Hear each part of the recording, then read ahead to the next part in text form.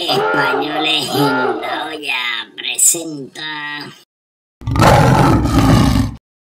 ¡Espectacular! El bueno de José se refiere a esta magnífica carne que hoy hemos podido probar en el asador El Pastoret, en Náquera. Una carne de calidad y una brasa potente y aromática.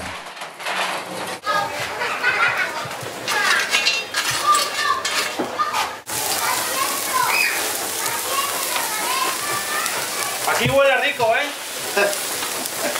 Don Paco. Sin olvidar un pan de Lugo de campeonato. Preguntamos por los proveedores. Entre Galicia, Madrid, pues un poco de todo. También se puede degustar un buen pescado a la espalda. Vale, vamos a seguir ya.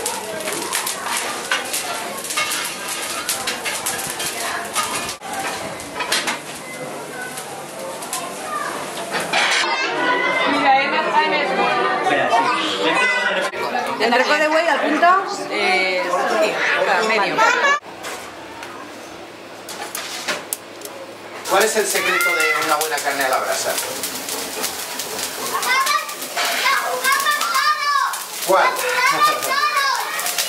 Hay muchos secretitos. Hay muchos. Una, pues, comprar siempre la mejor carne que hay en el mercado. ¿Qué es más cara? Bueno, pero siempre será más buena. ¿Y la brasa? Y la brasa yo utilizo lo que es leña de naranjo y almendro. No hay más trucos, o sea, intentarlo con mucho cariño.